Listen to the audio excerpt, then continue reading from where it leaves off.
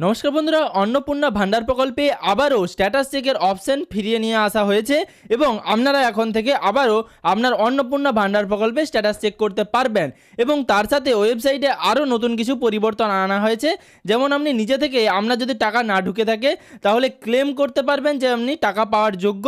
এবং তার সাথে যদি অযোগ্য কেউ ব্যক্তি অন্নপূর্ণা ভান্ডার প্রকল্পে টাকা পেয়ে থাকেন তাহলেও কিন্তু আপনি তার এগেনস্টে অভিযোগ জানাতে পারবেন সরাসরি একটি ওয়েবসাইট থেকেই।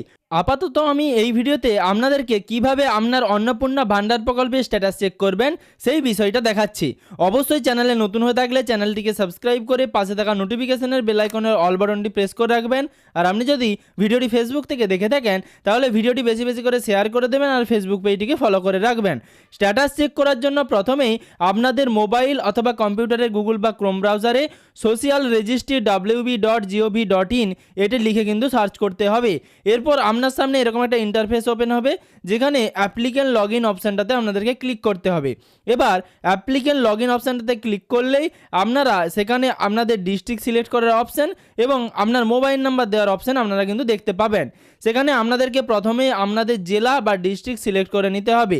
আপনি যেই জেলায় বসবাস করেন বা যেই জেলা থেকে বিলং করেন সেই জেলা বা ডিস্ট্রিক্টের নাম এখানে সার্চ অপশান থেকে আপনাদেরকে সিলেক্ট করতে হবে। সিলেক্ট করার পর নিচে কিন্তু রেজিস্টার্ড মোবাইল নাম্বার রয়েছে, অর্থাৎ আপনি অন্নপূর্ণা ভান্ডার প্রকল্পে আবেদন করার সময় যেই মোবাইল নাম্বারটি দিয়েছিলেন সেই মোবাইল নাম্বারটি কিন্তু এখানে ফিল করতে হবে। ভুল করেও আপনারা আধারের সাথে যেই মোবাইল নাম্বার লিঙ্ক রয়েছে সেই মোবাইল নাম্বারটি এখানে দেবেন না, কারণ এটাতে আপনার অন্নপূর্ণা ভান্ডার প্রকল্পের যে ওয়েবসাইট রয়েছে সেই ওয়েবসাইট থেকে কিন্তু SMS পাঠানো হবে এবং একটি OTP পাঠানো হবে। সেই OTPটি কিন্তু আপনাকে এখানে ফিল করতে হবে।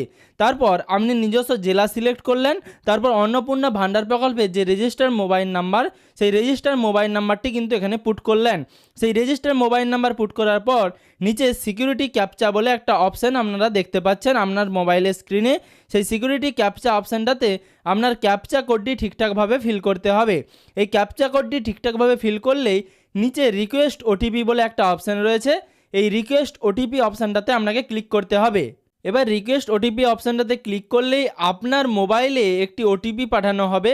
সেই OTPটি আপনাদেরকে এখানে পুট করতে হবে এবং আপনাদেরকে জানিয়ে রাখছি OTP পাঠানোর পর আপনাদের কাছে যে ওয়েবসাইটটা ওপেন হবে সেই ওয়েবসাইটে কিন্তু দুরকম অপশান থাকবে, ক্লেম করার এবং অবজেকশন করার।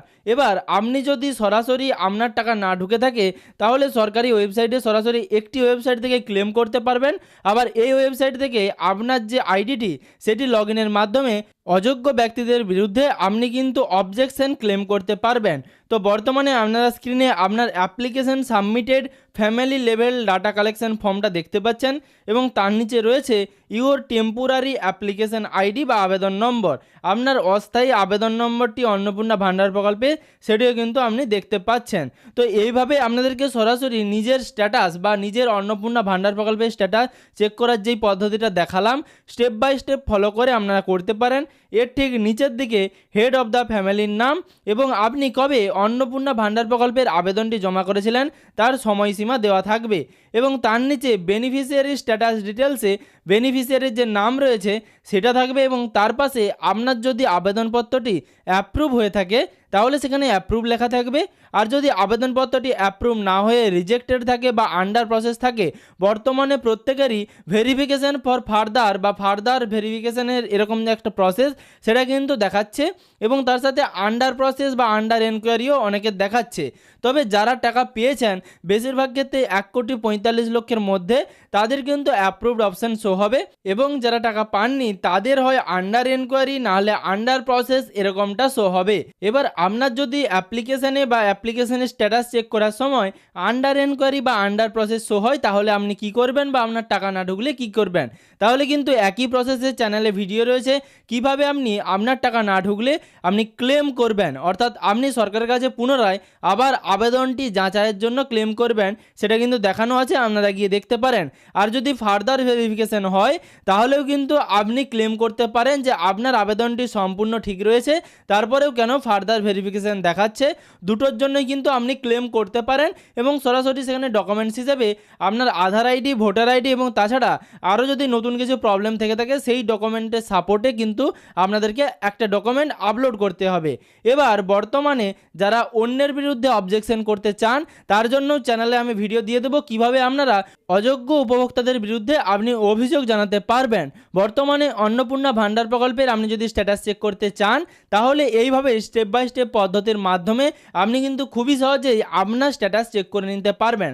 এই অন্নপূর্ণা ভান্ডার প্রকল্পে স্ট্যাটাস চেক নিয়ে যদি আপনাদের কোনো সমস্যা থেকে থাকে তাহলে অবশ্যই ভিডিওর কমেন্ট বক্সে কমেন্ট করে জানাবেন। তার সাথে কোন জেলা থেকে আপনি ভিডিও দেখছেন এবং আপনার টাকা ঢুকেছে কিনা সমস্ত বিষয়টাই কিন্তু কমেন্ট বক্সে কমেন্ট করে জানাতে পারেন, অথবা ভিডিও ডেসক্রিপশন বক্সে চ্যানেলের হোয়াটসঅ্যাপ গ্রুপের লিঙ্ক রয়েছে, আপনারা সেখানে যুক্ত হতে পারেন।